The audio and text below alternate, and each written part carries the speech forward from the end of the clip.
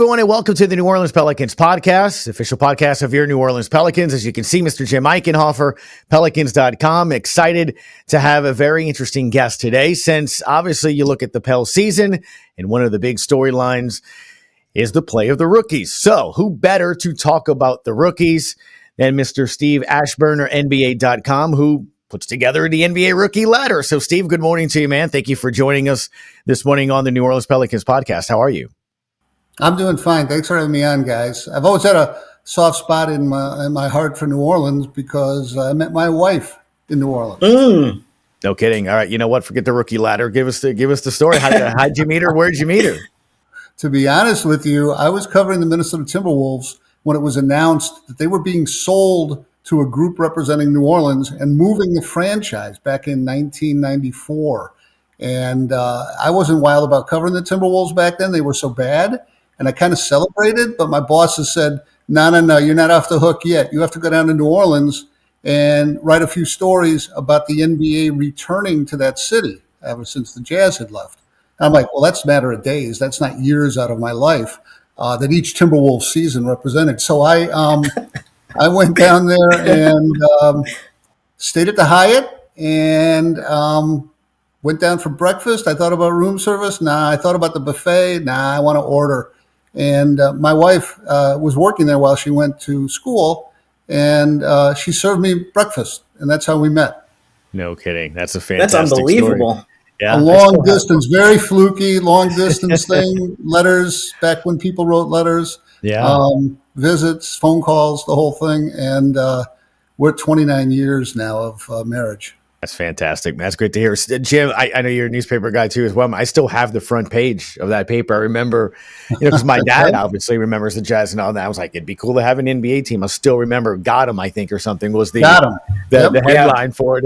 I remember that, and then we didn't. But now we do. We do have the Pelicans. So let's just kind of get into that, man. First and foremost, when you come up with things like the rookie ladder and all that, and you look at the different players, we'll get into the season, specifically the two Pels first-round picks.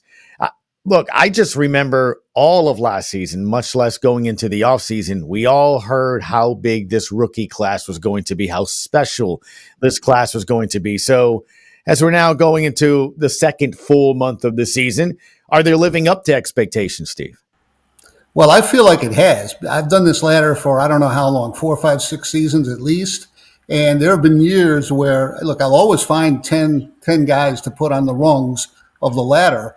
But sometimes it's been a little tough. I mean, trying to nurse a whole season worth of weekly rankings out of the Victor Wembanyama, Chet Holmgren top-heavy ladder, that kind of stuff can be tough. Last year, not so good in terms of the class of 2024. So I welcome any reports, early reports on deep classes. We're hearing that already about next June's draft class. So yeah, I think it's legit. I actually have, I think one time I had a tie for 10th place to squeeze somebody on there. There are usually, 11, 12, 13 guys that I think can make legit cases. And there have been some injuries so far this season. So, guys coming and going. So I do like the depth of this rookie class.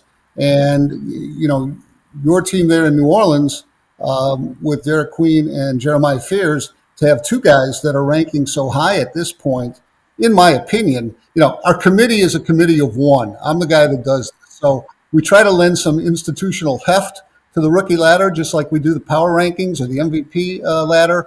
But it comes down to one man's opinion. We're as likely to be wrong as we are right. But, we do try to do a thorough job. The royal we. I try to do a thorough job and stay up with the rise and the fall of these guys and what they're going through at any snapshot during their season. And I like what I've seen out of both the Pelican rookies that have been on the ladder really from the start of the season.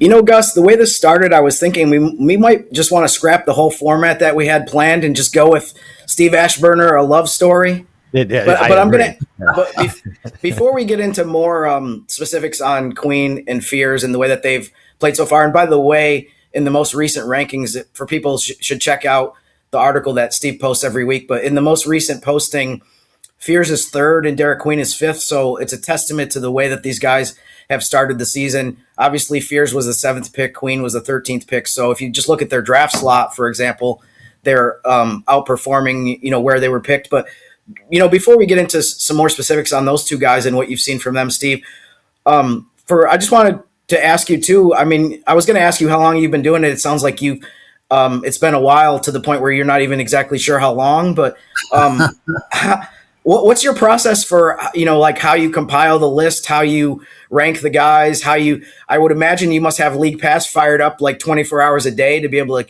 keep track of all these guys. Yeah, I try to watch as many of their games as possible, allowing for, human tolerance on my part. I mean, to have to watch Washington versus Brooklyn or New Orleans versus, whomever, some of those games I just can't stick with. But if there's a legitimate opponent and it's a team with a rookie who has been shining, I try to catch, at least some, flipping channels and dive in a little that way. Mostly I start with statistics. I go with how they're doing, and then a weekly screening of how they've done in the past week, try to look, what has changed.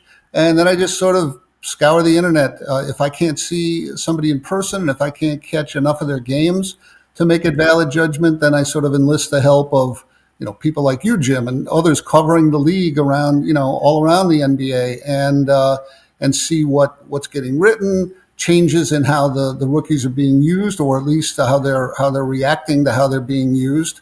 And, it's just sort of have a sense, relatively speaking, how these guys stack up. And then, I try not to go only by stats when it comes to the order in which they're ranked, because, a kid like Colin Murray Boyles up in Toronto, he's making his mark so far largely as a defender. That's a rotation that needed somebody to, really focus on opposing scorers and things. And so if I just went by scoring averages or assist averages or whatever your thing might be, true shooting or turnover ratio, that would be a little bit too simplistic. And I don't like it if it ends up when my rankings sort of have a descending points per game kind of a thing, because it does look then like I put too much emphasis on that. I try not to. A lot of it is based on minutes and how big a role a guy is playing, in his team's rotation.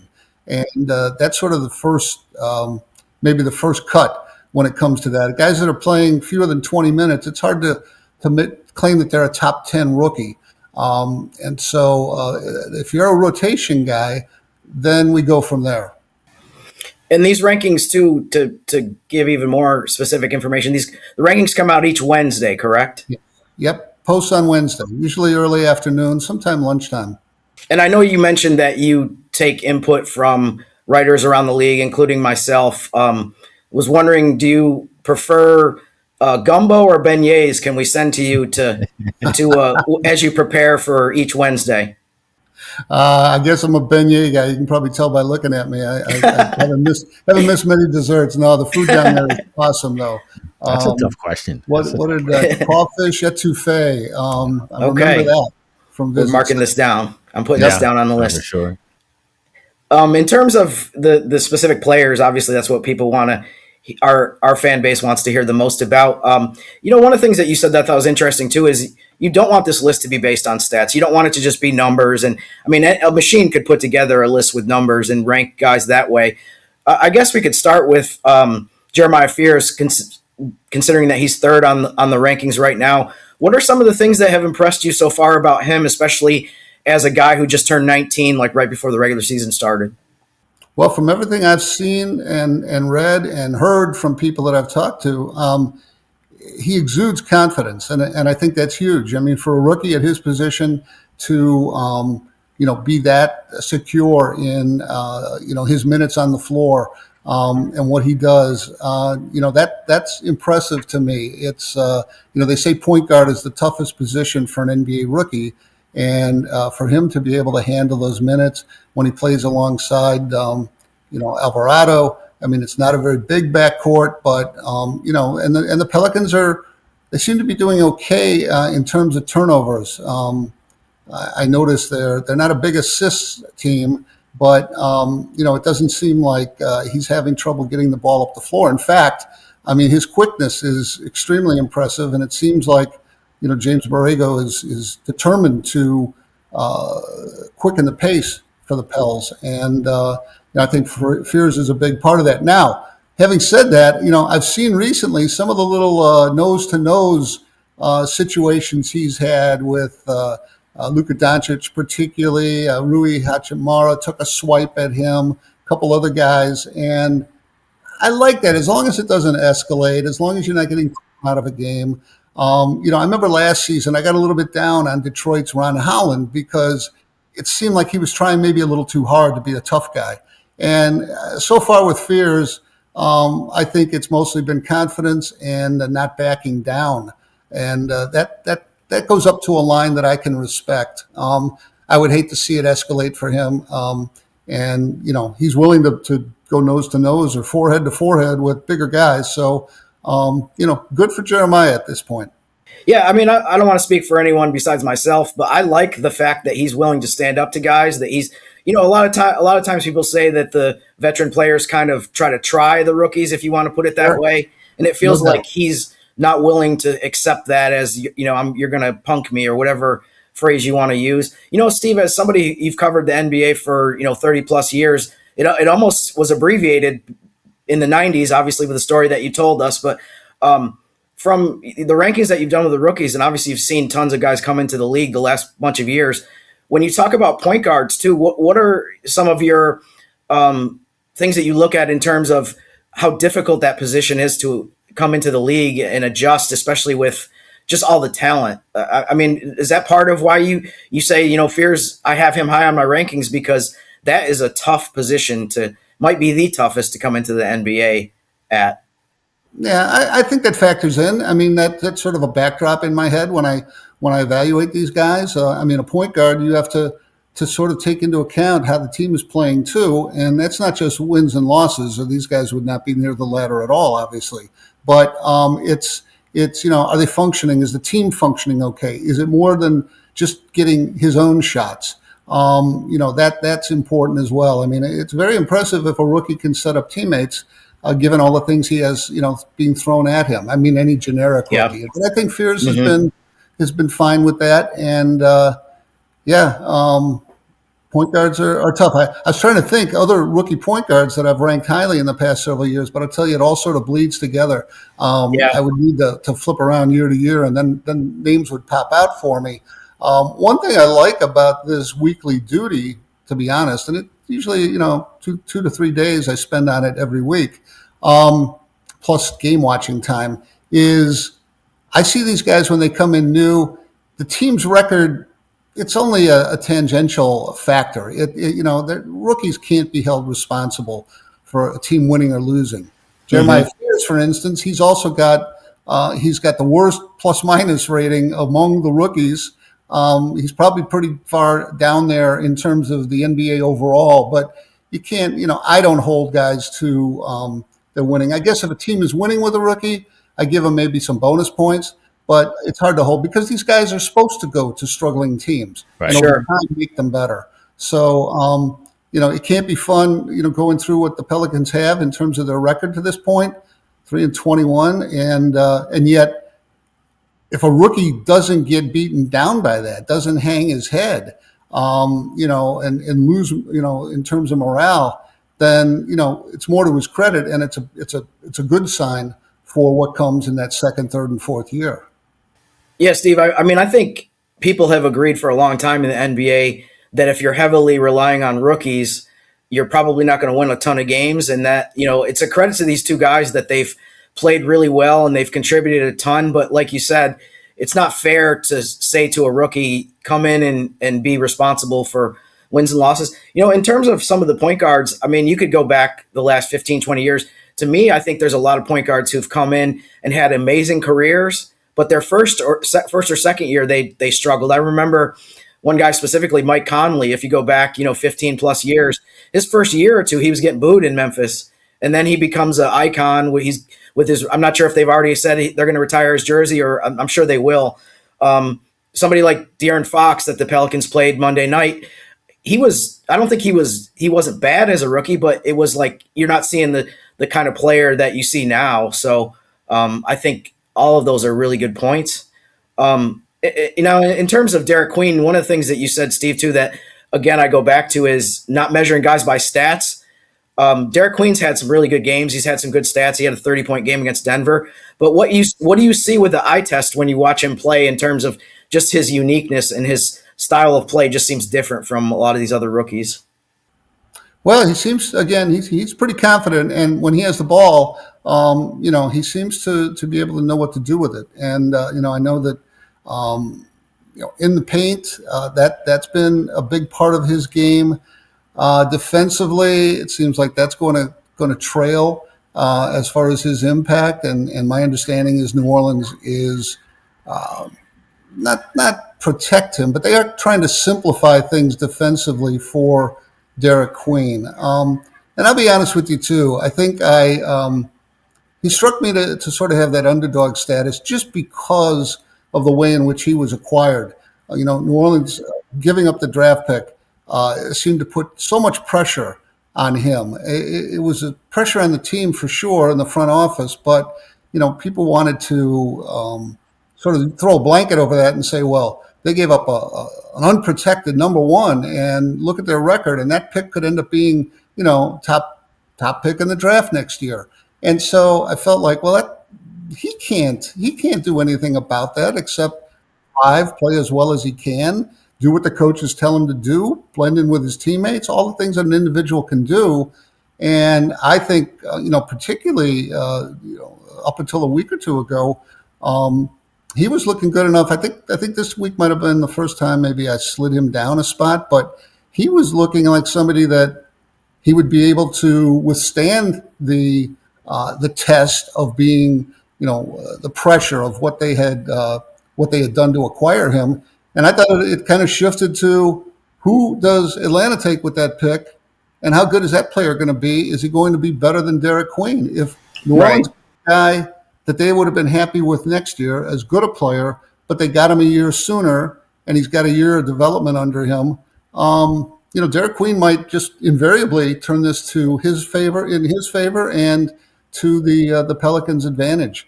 I just thought it was unfair that every time you mentioned Derik Queen, you had to mention that draft pick, and there's no way anybody can shake that, and he had nothing to do with that. Yeah, Steve. I don't want to speak for Derik Queen, but I think from the time that we spent around him, it's only been a couple months of the season, but it doesn't seem like anything really phases him. So, if he was honest, he would say that maybe it's probably something that he doesn't even think about. So, which I think is great, because I think that's probably the approach that you need to have in terms of don't worry about the outside pressure. I feel like a lot of the younger players are dealing with social media now that they never was something that wasn't even a thing, 15, 20 years ago. And now it's like you hear stuff all the time. So the better you can block out things like that, I think the better off you're going to be individually. Steve, last thing for me, obviously with you tracking these rookie classes the last bunch of years, one of the things that I find really interesting is we hear so much talk a year, 2 years in advance of each draft class. I feel like with the one that came into the league this year, we heard about Cooper Flagg when he was when he was like a sophomore in high school, and people said, you got to be positioned for 2025 because Cooper Flagg is coming out. That's just one example. It just feels like we're at the point where almost every year we're getting a read on draft classes a year or two ahead of time, but it doesn't seem like it's always accurate. You know what I mean? It seems like sometimes they'll say that the draft class is going to be really bad, and it turns out to be surprisingly good, and vice versa. Sometimes it is accurate. It does feel like the 2024 class that you mentioned has been not producing a ton of guys that are making a huge impact. And there was even, a lot of debate about who should be picked number one because there wasn't really like a standout player. But what's been your impression of that? Like when you hear people talk about the 2028 draft, do you put any stock into it, or do you just kind of ignore it? Well, some of it has to penetrate my thick skull because, you want to have an inkling of people who you'll learn much more about. But I agree with you. Let's face it, since the NBA's feeder system became one and done. They just don't have the resumes, the portfolios. When I started covering this league, I mean, you get a guy might put his name in for the draft after 3 years in college, occasionally 2. But a lot of guys came in as 4-year players, and it wasn't a negative against them. I think nowadays, if a guy comes in after 4 years or even 3 in college, that raises red flags about why he didn't come in sooner. And does he have the ceiling that they want to have in younger players? It's almost like, the sports like baseball and hockey that have long drafted players, right out of high school, and maybe they go into the minor league system, maybe they go into the junior system in hockey, but it's it's a different thing with basketball. Now they have a G League, so as a training ground, as a developmental level for young guys, that might work out, but it's not going to be the destination as any sort of a season-long thing for lottery picks, because the expectations and the hunger for the teams that have lottery picks, it's too great, and they need to get those guys acclimated as quickly as they can. But yeah, I thought the reason that the NBA wanted to increase the age at which players entered the league was to get the scouts out of the high school gyms. And I don't think that's really happened. I try to stay out of the high school gyms, only knowing that, what a player is at 18, Cooper Flag notwithstanding, is vastly different from what he might be at 22 and beyond. So, those are sort of puffs of smoke on a class like 2028 or 2027. Mildly interesting, but I've got to see them when they get some traction in the NBA. Yeah, well, I know this past draft class was talked highly about. It's been fun to kind of see in person a lot of these rookies, much less 2 that are starting for the Pelicans now. And I hear a lot about the draft class next year. But look, all in all, I do think you've seen a certain level, Steve, as we wrap up, of competitiveness with a lot of those top picks, especially the top 5 and the top 10 that you've, put in your ladder there. It's been fun to see. There's a little style or I guess a certainness of the competitiveness like I talk about, but also some talent. You can see these are guys that are going to be players franchises build around, and they have a little moxie to them. So I kind of like this class. Yeah, and I consider it at the end of the season, if I have 7 or 8 guys on the final ladder who end up as, all rookie first or second teamers, then I consider it's been a pretty good season for our weekly rankings. If I've neglected anybody and they rise up to the first team all rookie or whatever, that would trouble me some. I don't think we have that much influence on the voters, but I do think I judge our rankings based on how it comes out in the end. And of course, those all rookie teams, you follow those along, and some of those guys fall off in terms of elite in the NBA, and other guys pop up because it just took them a little longer in their first year. I was wondering, you guys could tell me about Eden Misi. His production is down. He's only started, I guess, a half dozen games or so. What do you see from him compared to how he did last year when he did make all rookie? Yeah, I mean, one thing, unfortunately, this has been across the board here, but he's had some injuries. He's been banged up a little bit. He's been in and out of the lineup. He had illness that he missed a couple games with that as well. So, I mean, his role is a little bit smaller, even if he was 100% the whole season, because of guys like Derik Queen and some of the other additions that they've made. So, but I think you look at it with him and it's just like, it's a long season, and hopefully, he's also had some really good flashes lately where he's been the most energetic guy on the floor, been blocking shots all over the place and rebounding as well. So he's had flashes, but it's just not the same responsibility that he had as a rookie last season. Well, it's a long season, so if he can stay healthy and available, you're probably right. He'll start to get back to the guy we saw last season. All right, Mr. Steve Aschburner, NBA.com, the rookie ladder. If you enjoy it, there he is. There's the man that puts it all together, and more importantly, gives New Orleans, the Crescent City, an assist in the happy love story that is Mr. Steve Aschburner and his wife. Thank you, gentlemen. Glad to be here. All right, our thanks to Steve Aschburner, NBA.com, and I do enjoy, Jim, the rookie ladder. And look, it's a great point, especially not just with the Pels, but with the rest of the league. Get to know these guys. now, and as the league progresses and their careers progress and they become the next faces of the league, you kind of already know who they are and everything. So I do enjoy that. It makes it a nice, easy cheat sheet when it comes to the broadcast as to who's playing well and who's not. One of the things we love from you, sir, to start the week, player to watch, a player of the week, and then we're going to do some trending numbers as the Pels take on Portland and Chicago to wrap up this work week. So where would you like to start? I'm going to start with player of the week, and I'm going to go with Saddiq Bey. He averaged 20 points a game. He shot 49% from the field. He's a little cold lately from three-point range, but I guess we can't have everything. He also made all 16 of his free throws, so I know people will be happy with that. Averaged 6 rebounds a game. If you think about it, he's just one of these guys that continually is outperforming, I think, maybe not his expectations or the team's expectations, but from the outside, I don't think people necessarily thought, okay, this is a guy you're going to get 20 points a game from on a consistent basis. So he's the player of the week. The Pelicans lost all 3 games, but I thought he was a bright spot. The player to watch over the next 7 days is going to be Herb Jones. And as we record this, we're not sure exactly when he's going to be back, but he was upgraded to questionable over the weekend on the injury report. So hopefully that means we'll get to see him soon. His most recent game before this week was November 21st at Dallas. He had 8 straight DMPs between then and as we record this. It felt like 18 because the team misses him so much. The Pelicans are 28th in defensive efficiency, only ahead of Utah and Washington.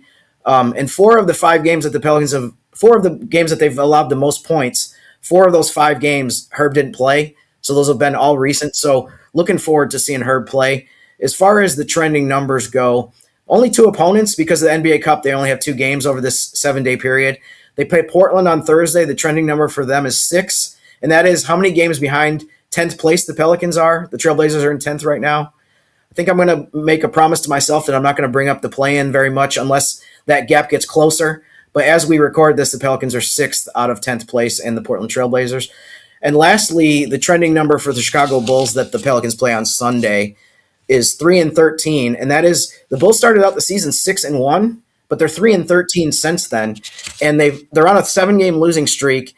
The first loss of that 7 in a row was against the Pelicans on November 24th, 143-130. So this is a team that has really been in a tough stretch lately, and hopefully the Pelicans will be able to take advantage of that. Obviously, the first game matchup against Chicago was one of the Pelicans' first 3 wins. So maybe there's something that they have an advantage in that matchup, but the Bulls have really been cold lately.